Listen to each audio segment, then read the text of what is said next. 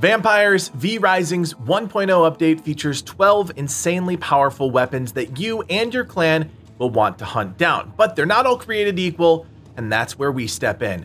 My name is Codiak, this is Legacy Gaming, and today we're breaking down everything you need to know about V-Rising's powerful legendary weapons. Let's start with some important context. To get legendary weapons, you need to take part in the new Ruins of Mortium endgame zone. This becomes available after gear score 56, but legendaries can really only be targeted after you pass gear score 80. We released a full video breaking down the endgame and Ruins of Mortium the other day, which I highly recommend you check out because it goes into great detail about everything you could possibly want to know about that zone. Long story short, you'll want to farm T2 incursions if you hope to have a chance at legendary weapons, but you can also purchase purple shattered weapons from the vampire merchant in the northern part of the Ruins of Mortium for a random chance that the item will upgrade to a legendary. But we know why you're all here, because you want to know more about the game's 12 legendary weapons, so let's get into it. First up are the Red Twins. These are legendary axes that are imbued with blood magic. Their ability modifications are Frenzy, which increases the duration of Frenzy by 1 second, and X-Strike, which tosses out 2 additional axes in a wider cone. Each additional axe deals 40% damage, and all axes inflict leech. As far as attributes go, you can see the weapon has an increase to physical power, physical damage to wood, weapon skill life leech, max health, and bonus physical power. The Red Twins' weapon ability modifications are the perfect example of how the smallest changes to abilities dramatically increase the killing potential of a weapon. Truth be told, the Red Twins might just be one of the best weapons in the game. The 1 second increased duration of Frenzy allows you to get 2 full basic attack combos off, plus another attack. If you increase your attack speed even more through other means, that could mean 3 full basic attack combos, which is a massive amount of burst damage potential on a target. However, the modified X-Strike is where the magic really happens. Not only does it apply leech, meaning your thrown axes will heal you, but so do your follow-up attacks for 5 seconds. Additionally, those extra 2 axes can dish out a massive amount of extra damage, often outright killing a lot of NPC mobs. All of this makes the Red Twins perfect for an aggressive, high physical damage build. Next up, we have the Hand of Winter. This is a legendary mace that is imbued with frost magic. The weapon's ability modifications are Crushing Blow, which deals 125% bonus damage to frozen targets, and Smack, which gives each attack Chill. Hitting a chilled enemy freezes it for 2 seconds. As far as attributes go, you can see the weapon has an increase to physical power, physical damage to minerals, spell cooldown recovery rate, max health, and bonus physical power. Hand of the Winter is a perfect example of a weapon that has insane potential when you synergize active and reactive elemental effects across your weapons and spells. That really is the only caveat, though, that the weapon absolutely requires you to invest in the Frost School of Magic, because the weapon's abilities alone will not get the job done. A chill setup or even an additional freeze application is required to make this weapon really sing. Once you apply chill with a spell like Frostbat, you can follow up with Smack to freeze enemies solid and knock them back. This puts them at perfect range for a follow-up Crushing Blow, which by itself does 150% of your physical damage, but because your enemies are frozen, you do an additional 125%. In most cases, this will outright combo kill a tougher enemy or get elites to half health or lower. The sheer burst damage potential this weapon brings to the table is nothing short of terrifying, and Frost is a great school of magic to lean into that benefits your entire clan during PvP, so having one player run with the Hand of Winter could maximize your team's potential. Next up is the Thousand Storms. This is a legendary spear that's imbued with storm magic. The weapon's ability modifications are 1,000 Spears, a storm-infused ability where every hit inflicts static, and Harpoon. Harpoon now pulls you to the target. Its cast time is also reduced to 0.5 seconds, and the Harpoon inflicts a 0.7 second stun on hit. As far as attributes go, the weapon has an increase to physical power, physical damage to creatures, critical strike chance, weapon attack speed, and weapon skill recovery cooldown rate. If you're keeping score at home, this is another top tier weapon. Static is one of those status effects that really requires you to lean heavily into attack speed to make the most of the effect as you try and proc Chain Lightning. Because the rapid attacks of 1,000 Spears applies and reapplies static, you have an insanely high chance during the ability to proc Chain Lightning not only once but multiple times, leading to some crazy multi-damage DPS. Harpoon, on the other hand, gives this weapon something it didn't quite have before: chase and escape potential. Don't get me wrong, being able to pull someone to you was great, but this allows you to close the gap on single targets as well as groups, while also providing a mini stun allowing you to follow up with your flurry attack. You can even use this on nearby mobs when getting chased by enemy players to quickly escape to a nearby mob and dash away. Looking at the weapon's attributes also makes it clear that the synergy with the Storm School of Magic is everything, and all of those stat increases enhances the weapon in truly deadly ways. All around, this is an insanely good legendary weapon. Next up is the Siren's Wail. This is a legendary crossbow that's imbued with illusion magic. The weapon's ability modifications are Rain of Bolts, which fires 2 additional bolts with each bolt inflicting Weaken. Also, Snapshot, which consumes Weaken to deal 50% bonus damage and inflicts a 2-second fear. As far as attributes go, the weapon has an increase to physical power, spell critical strike chance, spell cooldown recovery rate, and bonus spell power. To be honest here, neither Livid or myself are illusion magic users, but we do have a teammate who is and can attest to how insanely strong illusion magic is in the right hands. Siren's Wail has potential and clearly augments that school of magic. The 2 additional bolts makes applying Weaken much easier because of the increase to the AoE, potentially leading to more overall damage on your target. However, the modification to Snapshot is really what's worth talking about. Between your spells and your AoE, keeping a target weakened isn't difficult, and being able to consume that weaken to fear an aggressive enemy off of you with just a weapon skill is strong, especially considering this shot splits upon impact. It also comes with that huge damage boost, which is nothing to laugh at. Illusion players typically engage at range with things like longbow, pistols, or crossbow, so this weapon is the perfect fit for the standard illusion playstyle.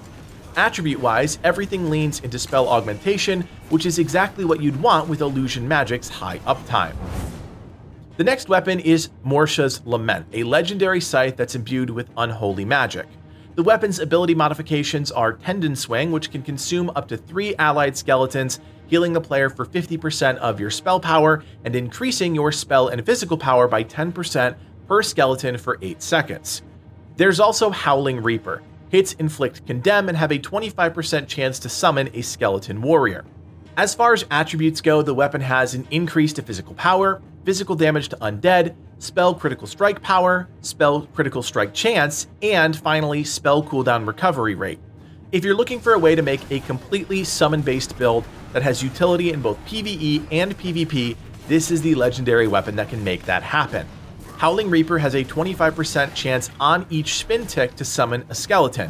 Whether it's used against a single target or a horde of clumped enemies, this can result in a massive amount of skeletons quickly. Tendon Swing then allows you to make use of your skeletons just before they perish by consuming 3 to amplify your spell and physical power. Usually when summons run out, you're kind of left standing there questioning what to do, but this ability solves that dilemma. Coupled with other abilities that have spell jewel modifications that lean into summons, or dealing damage to your summons to trigger larger damage effects, you can potentially have summons up at all times. I wouldn't say this is a massively OP weapon offensively, but defensively, Mortia's Lament has some incredible killing and stalling potential in both PvE and of course, PvP raids. The next weapon is Apocalypse. This is a legendary greatsword that's imbued with chaos magic. The weapon's ability modifications are Great Cleaver, which deals 25% bonus damage to enemies affected by Ignite, and Death from Above, which spawns a lesser aftershock effect when landing, dealing 80% damage in a line and inflicting Ignite. As far as attributes go, the weapon has an increase to physical power, physical damage to wood, weapon attack speed, weapon skill cooldown recovery rate, and damage reduction. This weapon could also be considered one of the best in the game because the 2 weapon skills alone perfectly synergize with each other. Being able to ignite a target up close or at a distance with your Death from Above combos perfectly into Great Cleaver, now dealing 25% more damage when that Ignite debuff is applied to the enemy. This skill already hits insanely hard and it's now hitting even harder. Combo that with other chaos magic and there is rarely a time where this weapon skill isn't taking advantage of that 25% damage buff. No other weapon short of maybe Hand of Winter is able to capitalize on a damage buff like this so consistently. The Wings of the Fallen are a pair of legendary slashers that are imbued with blood magic. The weapon's ability modifications are Elusive Strikes, which is blood infused with hits inflicting leech. There's also Camouflage, which increases movement speed by 15% and inflicts Vampiric Curse on hit instead of a stun. Vampiric Curse deals 150% damage and leeches 30% health after 3 seconds, similar to the ability in the Dracula fight. As far as attributes go, the weapon has an increase to physical power, physical damage to vegetation, weapon skill cooldown recovery rate, movement speed, and bonus spell power. Being able to dash through an entire group of enemies, inflicting leech on all of them feels great, especially if you can follow it up with substantial physical damage within that 5-second leech window. However, this weapon alone will not accomplish that, and it's clear you'll need to run this as a combo weapon. The increased movement speed while camouflage does feel amazing, especially with a build that already leans into movement speed, allowing you to easily move around or evade enemies. Also, having the stun replaced by Vampiric Curse has good potential for a high spell power based build, allowing you to lean into that mini nuke playstyle. The bottom line is this though, slashers are simply not a high damage weapon. Everyone more or less knows that, so our advice is to combo this with something that hits substantially harder, such as the mace, greatsword, or spear.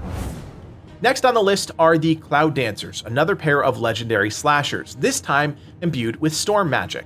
The weapon's ability modifications are Elusive Strike, which grants 1 additional dash with each hit inflicting static, and this time around when you use Camouflage, your next hit consumes static, granting Storm Shield. As far as attributes go, the weapon has an increase to physical damage to vegetation, weapon attack speed, spell cooldown recovery rate, and movement speed. To me, these slashers feel much more in tune with themselves, meaning the ability modifications synergize incredibly well. That 1 extra dash is huge for multiple reasons.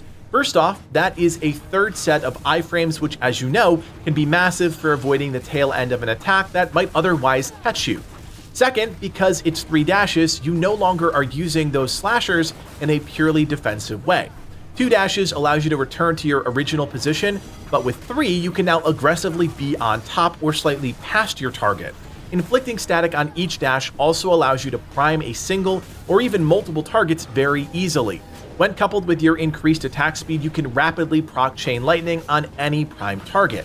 While static is active from either this attack or the resulting Chain Lightning bounce, your camouflage hit now grants you a Storm Shield, which consumes static from the enemy.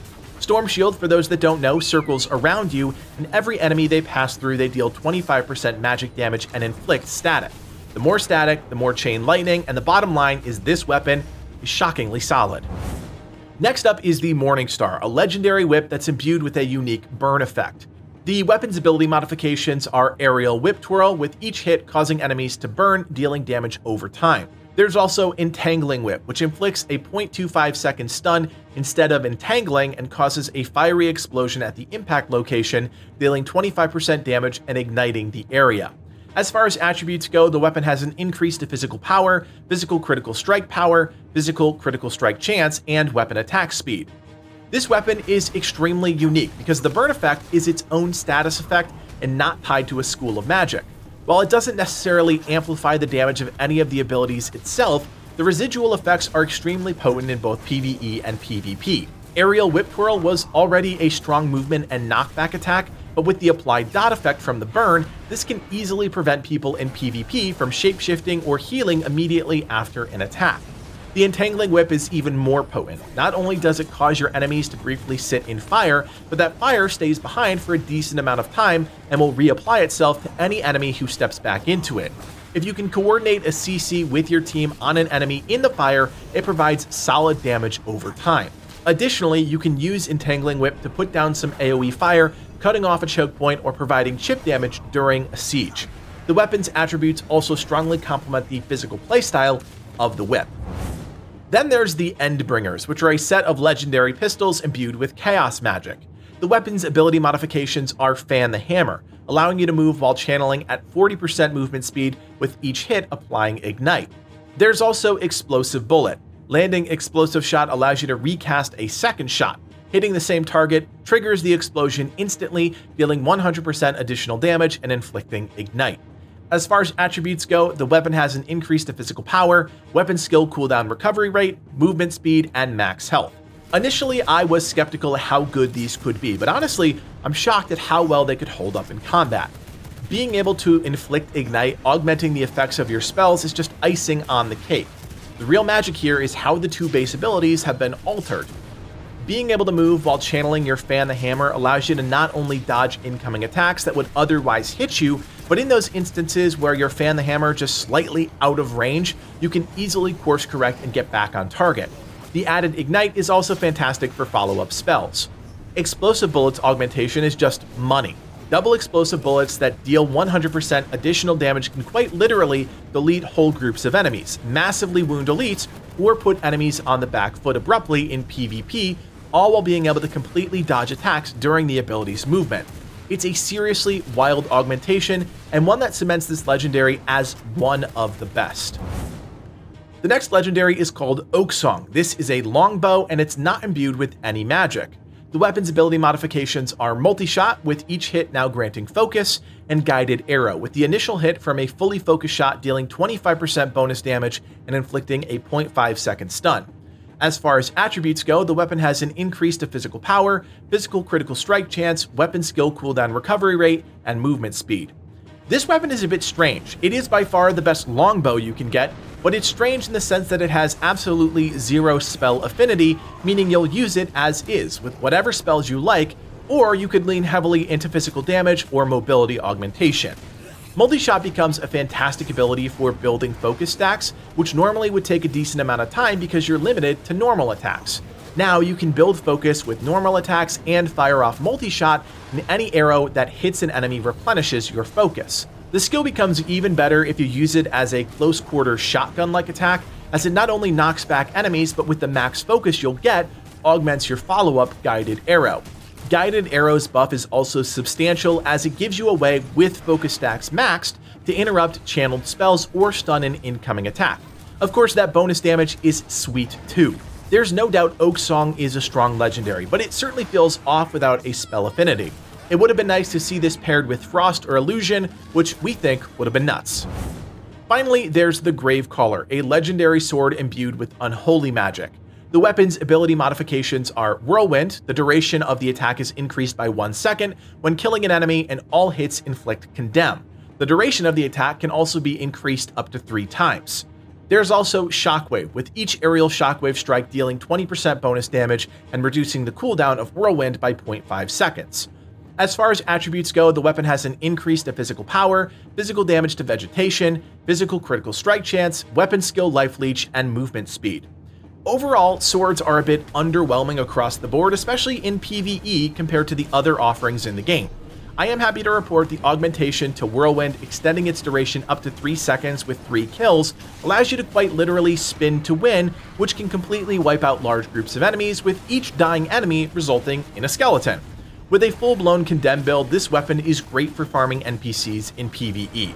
As far as bosses go though, this is one of the few legendary weapons that feels terrible, mainly because it is not a single target weapon. Shockwave's augmentation is good. More damage and a lower cooldown on Whirlwind is great, but I feel like if it lowered Whirlwind every time the ability got a kill, it'd be fantastic for PvE. Bottom line, the weapon is only good for killing hordes of NPCs in multi-target situations. In single target and boss scenarios, it struggles compared to pretty much everything else.